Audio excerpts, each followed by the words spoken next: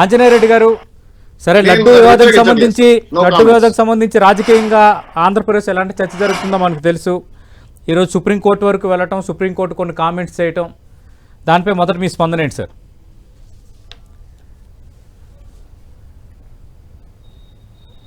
సతీష్ గారు, మీకు ప్యానెల్ పాల్గొంటున్న సోదరులకి, వీక్షకులకి, ప్రేక్షకులకి అందరూ కూడా నమస్కారాలు. నమస్తే అండి. సర్వోన్నత న్యాయస్థానము కొన్ని వ్యాఖ్యలు చేసింది. నేనేమంటున్నా అంటే, సర్వోన్నత న్యాయస్థానము కొన్ని వ్యాఖ్యలు చేసింది. ఆ వ్యాఖ్యల మీద రాజకీయ పార్టీ ప్రతినిధులు వేరే విధంగా వ్యాఖ్యానించవలసిన అవసరం ఉంది అనుకోవడం లేదు. సర్వోన్నత న్యాయస్థానము మనం అందరం కూడా గౌరవిస్తాము. ముఖ్యమంత్రి గారు ఒక రాజ్యాంగబద్ధమైన పోస్టులో ఉన్నారు, వారు ఇటువంటి వ్యాఖ్యలు చేయకూడదని సుప్రీంకోర్టు అనడం ఏదైతే ఉందో దాని మీద భిన్నాభిప్రాయాలు ఉండొచ్చు.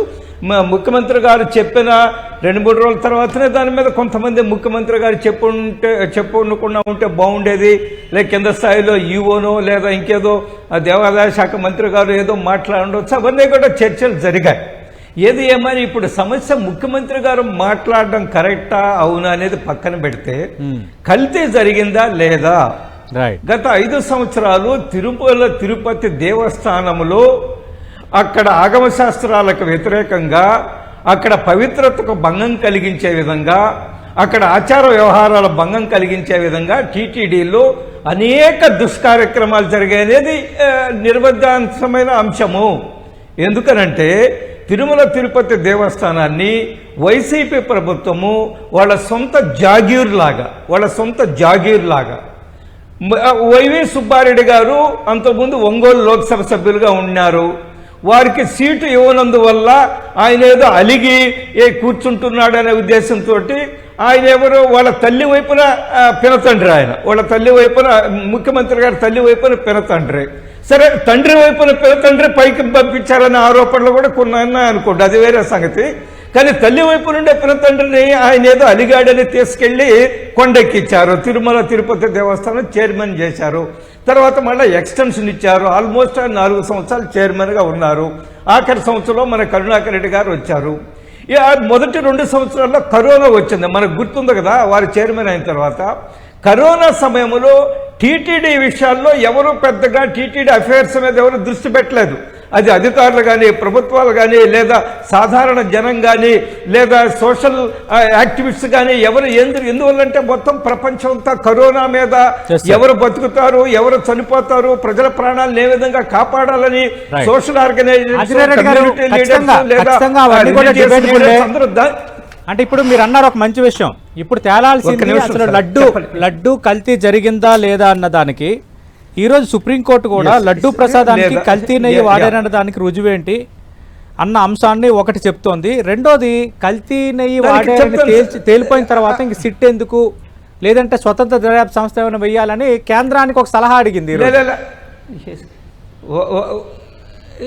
అడగొచ్చు. నేనే కేంద్రం కూడా అవసరం వచ్చినప్పుడు జోక్యం చేసుకుంటుంది. నేనేమంటున్నా అంటే, మీకు ఎందుకు చెప్తున్నా అంటే, 2 సంవత్సరాల కరోనా కాలంలో మొత్తం దుర్మార్గమైన నిర్ణయాలు వాళ్ళు ఇష్టం వచ్చినట్టు వ్యవహరించారు. టీటీడీలో ఎవరు అడిగేవారు లేరని వైవి సుబ్బారెడ్డి గారు ఇష్టం వచ్చినట్టు వ్యవహరించారు. ఆయన ఏదైనా మీరు చూశారు కదా, అనేక టీవీల్లో వచ్చింది. సతీష్ గారు అక్కడ బోర్డు మీటింగ్ లో కాటేజీ రేట్ అంతా 500, 3000 పెంచాయి. ఇంకొక కాటేజీ రేట్ అంతా 1000 రూపాయల 6000 చేశాయి. లేదా ఇంకేదో ఆర్జిత సేవలు రేట్ల 1000, 10,000 చేశాయి.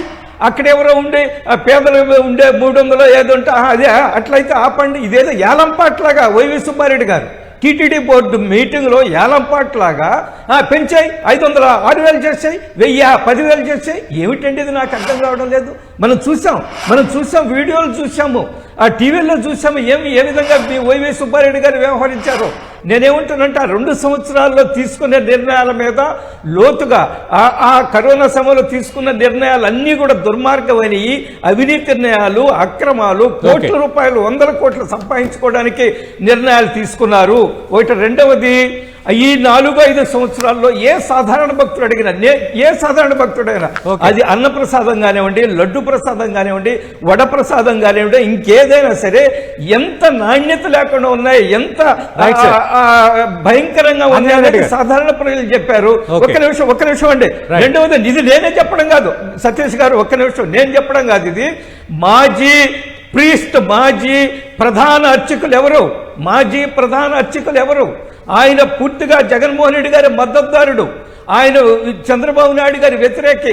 ఆయనే చెప్పారు గత 4 సంవత్సరాల నుంచి 5 సంవత్సరాల నుంచి ఈ నాణ్యత తగ్గిందని నేను పదే చెప్పాను, బోర్డు మెంబర్లకు చెప్పాను, చైర్మన్ కి చెప్పారు, అయినా నా మాట వినిపించలేదు. ఎస్, రమణ దీక్షితులు గారు నా మాట ఎవరు రమణ దీక్షితులు అని చంద్రబాబు నాయుడు గారి సపోర్టర్ కాదండి, ఆయన ఒక జగన్మోహన్ రెడ్డి గారికి మద్దతు ఇచ్చిన ఆయన చాలా చంద్రబాబు నాయుడు గారు కూడా వ్యాఖ్యలు చేశారు. ఆయన రమణ దీక్షితులు గారు ఆయనే స్వయంగా చెప్పారు గత 4 సంవత్సరాల్లో చాలా దుర్మార్గాలు జరిగే 5 సంవత్సరాలు నేను చెప్పినా పట్టించుకోలేదు. లడ్డు తయారు వైసీపీ అధికారంలో ఉన్నప్పుడు ఎప్పుడు రమణ దీక్షితులు అబ్బాయి సతీష్ ఆయన బహిరంగంగా ప్రస్తావించకపోవచ్చు, కానీ ఈ మధ్య కాలంలో బహిరంగంగానే టెలివిజన్ డిబేట్లకి చర్చలకు వచ్చినప్పుడు చాలా స్పష్టంగా చెప్పారు. ఆయన నేషనల్ ఛానల్స్ లోనే చెప్పారు, నేను అనేక సందర్భాల్లో ఈ నాణ్యత లేదు, చాలా భయంకరంగా ఉంది పరిస్థితి, వాటి విషయం మీరు మెరుగుపరచాలని బోర్డుకి చెప్పినా పట్టించుకోలేదు, అధికారులకు చెప్పినా పట్టించుకోలేదు, అక్కడ ఉండే ఆ పూజారులకు చెప్పినా పట్టించుకోలేదని చాలా సందర్భాల్లో ఈ మధ్య కాలంలో గత 1 నెల నుంచి ఆయన మాట్లాడుతున్నారు. అదైనా మనం ఆయన చంద్రబాబు నాయుడు గారి సపోర్టర్ మొదటి నుంచి అభ్యంతరాలు ఉన్నప్పుడు ఆయన వైసీపీ టైంలో మాట్లాడలేదు, ఇప్పుడు తెలుగుదేశం పార్టీ అధికారంలోకి వచ్చిన తర్వాత మాట్లాడుతున్నారండి. రమణ దీక్షితుల మీద తెలుగుదేశం పార్టీ కూడా చాలా ఆరోపణలు చేసింది గతంలో. ఈ అంశాలను నేను ప్రస్తావిస్తున్నాను. అవును ఎస్ సార్ నేనేం చెప్తున్నా అంటే కరోనా సమయంలో అడ్డం పెట్టుకుని అడిగేవాళ్ళు లేడెవడు, మా ఇష్టం వచ్చినట్టు చేయొచ్చు అనేక దుర్మార్గమైన నిర్ణయాలు తీసుకున్నారు. ఆ నిర్ణయాలు మాట్లాడండి. లేదా నేను మాట్లాడతాను, దయచేసి చంద్రశేఖర్ గారిని మాట్లాడొద్దని చెప్పండి. ఆయన మాట్లాడినంతసేపు మేము విన్నాము, ఇప్పుడు ఆయన జోక్యం చేసుకోవడం ఏమాత్రం పద్ధతి కాదు, సుప్రీంకోర్టు వ్యాఖ్యలపై రెస్పాండ్ అవ్వకుండా మళ్ళీ పాత క్యాసెట్ చంద్రశేఖర్ గారు కామెంట్ చేస్తున్నారు. నేనేమంటా, మేము రెస్పాండ్ అయ్యాం కదా, సుప్రీంకోర్టుని గౌరవిస్తాము, వారి వ్యాఖ్యలు మేము దాంతో ఏకీభవించకపోయినా వారు చెప్పిన దాన్ని గౌరవిస్తాము. ఒకటి. రెండోది, 5 సంవత్సరాల వైసీపీ ప్రభుత్వంలో హైకోర్టు నుంచి సుప్రీంకోర్టు వరకు ఆ వైసీపీ ప్రభుత్వాన్ని ఎన్నిసార్లు ముటిక్కాయలేసింది, ఎంత తీవ్రంగా చెప్పింది. అది రంగులు మార్చడం విషయంలో కానీ, లేదా ఇంగ్లీష్ ప్రవేశపెట్టడం విషయంలో కానీ, లేదా అనేక నిర్ణయాలు తీసుకున్న రాష్ట్ర ప్రభుత్వాన్ని ఎండగట్టినాయి హైకోర్టు సుప్రీంకోర్టు వరకు. అది గుర్తు చేసుకోమనండి వారిని. ఈరోజు ఏదో సుప్రీంకోర్టు చేసిన వ్యాఖ్యల మీద సంకలు తట్టుకొని ఆ వ్యాఖ్యలు వెనక మేము చేరిపోయి మేమేమి తప్పు చేయలేదు అనుకుంటే వాళ్ళ ఇష్టం, సంకలు తట్టుకోమనండి. సుప్రీంకోర్టు సర్వోన్నత న్యాయస్థానాన్ని గౌరవిస్తాము, అందులో ఎటువంటి అనుమానం లేదు. ఒకటి. రెండోది, నేనేమంటున్నా అంటే భూమన కరుణాకర్ రెడ్డి గారు అక్కడ దిగారు, దీపం వెలిగించారు, ఆర్పించారు. నేను కూడా చెప్తానండి, కరుణాకర్ రెడ్డి గారు ఆయన వేరే రాజకీయ విధానంలో ఉన్నప్పుడు వెంకటేశ్వర స్వామి ఏంది నల్లరాయి కదా, పగలగొట్టేయొచ్చు కదా అన్నారు. మరి అటువంటి వ్యక్తి అక్కడికి వెళ్ళి దీపం పట్టుకున్నాను, నేను ప్రమాణాలు చేస్తానంటే రాష్ట్ర ప్రజలు, హిందువులు ఎవరో నమ్మడానికి సిద్ధంగా లేరు. ఆయన మనస్తత్వం కూడా అందరికీ తెలుసు. వారి దగ్గర అలాంటి వీడియోలు ఉంటే మాట్లాడుతూ ఉంటే ఆంజనేయరెడ్డి గారు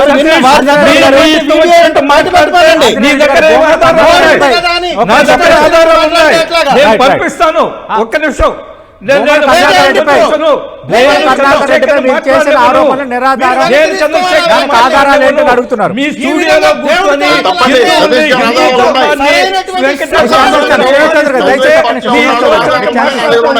నేను అనుమతించను. కరుణాకర్ రెడ్డి గారి చరిత్ర అందరికీ తెలుసు, వారు చేసిన వ్యాఖ్యలు అందరికీ తెలుసు. ఒక్క నిమిషం, చరిత్ర అందరికి తెలుసు, మా దగ్గర వీడియోలు ఉన్నాయి. కరుణాకర్ రెడ్డి గారి చరిత్ర అందరికీ తెలుసు, జగన్మోహన్ రెడ్డి గారి చరిత్ర అందరికీ తెలుసు, జగన్మోహన్ రెడ్డి గారి చరిత్ర అందరికీ తెలుసు, కరుణాకర్ రెడ్డి గారి చరిత్ర తెలుసు, మీ చరిత్ర కూడా అందరికీ తెలుసు, మీ చరిత్ర కూడా అందరికీ తెలుసు. మీరు మాట్లాడద్దు, మీరు మాట్లాడద్దు, మీ సమయం వచ్చినప్పుడు మాట్లాడండి. మీరు ఈ రాష్ట్రంలో క్రిస్టియానిటీని పెంచి పోషించి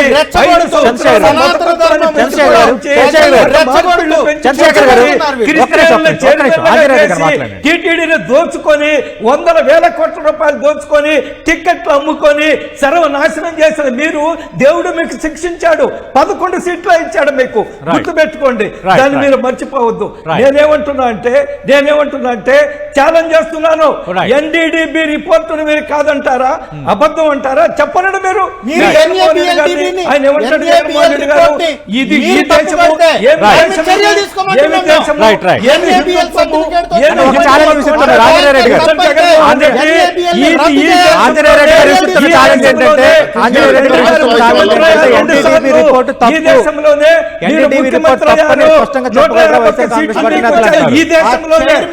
దేశాన్ని గురించి మాట్లాడతారా? దేశం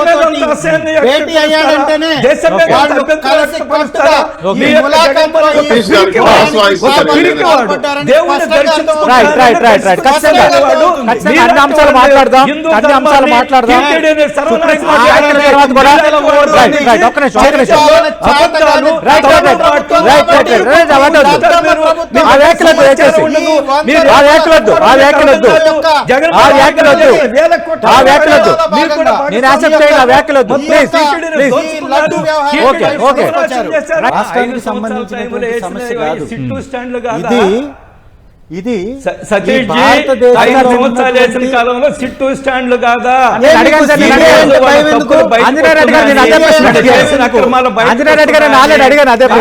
జత్వాని విషయం బయటకు వస్తుందని, 1000 ఎకరాలకు దోచుకున్నది బయటకు వస్తుందని,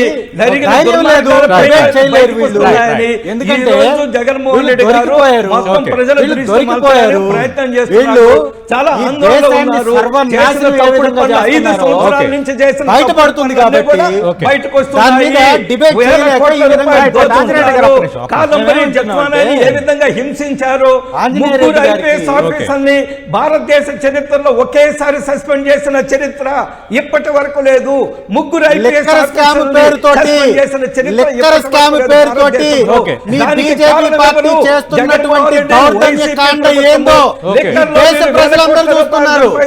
ఈ దేశంలో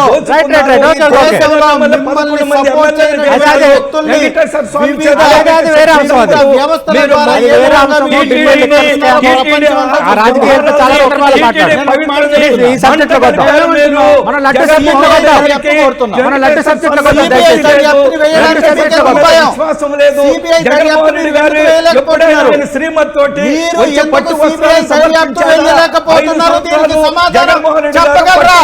శ్రీమతి తోటి వచ్చి కేవలం విశ్వాసం లేదు. మతాన్ని అడ్డం పెట్టే రాజకీయం, కులాలను అడ్డం పెట్టుకునే రాజకీయం, సనాతన ధర్మాన్ని అడ్డం పెట్టే రాజకీయం, క్రిస్టియానిటీని పెంచడానికి పోషించారు. తొలగించమంటే ఏర్పడింది. విశ్వాసం లేని వ్యక్తులు మీరు చైర్మన్ చేశారు. మొత్తం దోచుకున్నారు. 100,000 కోట్ల రూపాయలు దోచుకున్నారు. అటువంటి వ్యక్తుల మీద చర్యలు తీసుకోవాలా? ఈ దేశ ప్రతిష్టకు సంబంధించినటువంటి అంశం మీద మీరు ఒక ముఖ్యమంత్రి గారు చేసేటటువంటి ఒక కమిటీని వేసి మమా అనిపించుకొని ప్రజల మధ్యలో వచ్చినటువంటి అందులో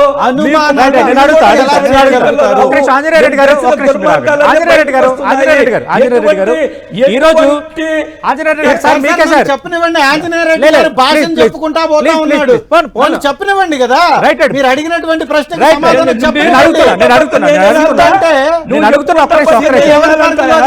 శ్రీరాములు గారి మీద ఎలక్షన్ సమయంలో వచ్చినటువంటి ఆరోపణలు అన్ని ఇన్ని కాదు కదా. అలాంటి వ్యక్తిని వేసి మీరు సిట్ పెట్టి మళ్ళీ మీరు అనుకున్నది రాపిచ్చి దేశంలో ఉన్న చంద్రశేఖర్ గారు ఒక్క నిమిషం. మీరు ఆగాలి. ఆంజనేయ రెడ్డి గారు ఓకే. ఆంజనేయ రెడ్డి గారు ఒక్క నిమిషం సార్. మీకే అడుగుతున్నా సార్. ఆంజనేయ రెడ్డి గారు మీకే అడుగుతున్నా స్ట్రైట్ గా. ఆంజనేయ రెడ్డి గారు మీకే స్ట్రైట్ గా అడుగుతున్నా. ఎందుకు ఢిల్లీ నుంచి తీసుకొచ్చారు సార్ మీకు అడుగుతున్నా సార్. ఆంజనేయ రెడ్డి గారు ఈ రోజు సుప్రీంకోర్టు సిట్ను కొనసాగించాలా లేదా ఏదైనా స్వతంత్ర దర్యాప్తు సంస్థతో విచారణ జరిపించాలా అని కేంద్రానికి సలహా కోరింది ఒకటి. రెండోది సిబిఐ వేయాలన్న డిమాండ్ ఇక్కడ వైఎస్ఆర్ కాంగ్రెస్ పార్టీదే కాదు, మీ పార్టీకి సంబంధించిన కేంద్ర మంత్రి బండి సంజయ్, మరో కేంద్ర మంత్రి కిషన్ రెడ్డి కూడా ఈ కామెంట్స్ చేశారు. రాజా సింగ్ అలాగే మీ పార్టీకి సంబంధించిన రఘునందన్ రావు లాంటి నేతలు కూడా ఈ డిమాండ్ చేశారు. ఇప్పుడు సుప్రీంకోర్టు కూడా సిట్ను కొనసాగించాలా లేదా ఏదైనా స్వతంత్ర దర్యాప్తు సంస్థ విచారణ జరిపించాలా కేంద్రం సలహా చెప్పాలని కోరింది. అక్టోబర్ 3వ తేదీన వాయిదా వేసింది కాబట్టి ఆ రోజు ఖచ్చితంగా కేంద్రం దీనికి సమాధానం చెప్పాల్సిన అవసరం ఉంది. సీనియర్ బీజేపీ లీడర్గా మీరే అనుకుంటున్నారు సిట్ సరిపోతుందా లేదంటే ఎంత ఇష్యూ అయింది కాబట్టి దేశవ్యాప్తంగా ఇది one of the hot topic అయింది కాబట్టి స్వతంత్ర దర్యాప్తు సంస్థ లేదంటే సిట్టింగ్ జడ్జి లేదంటే మాజీ సుప్రీంకోర్టు న్యాయమూర్తి లేదా సిబిఐ చేత విచారణ జరిపించాలని కోరుకుంటున్నారు? సతీష్ చెప్పండి. సతీష్ నేనేమంటున్నా అంటే నేను మొదటే చెప్పాను, సుప్రీంకోర్టు చేసిన వ్యాఖ్యలతో ఏకీభవించకపోయినా ఏకీభవించినా గౌరవిస్తాము, ఆ వ్యాఖ్యలు గౌరవిస్తాను. ఒకటి, central government will take a call.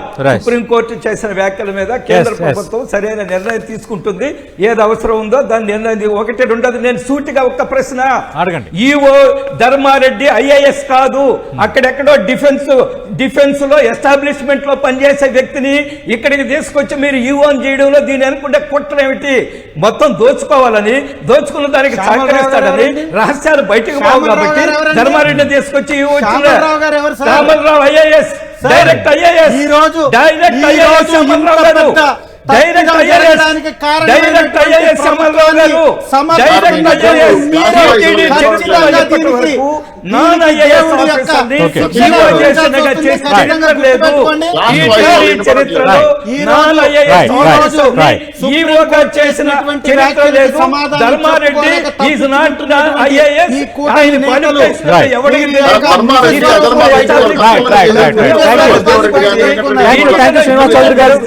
మొత్తం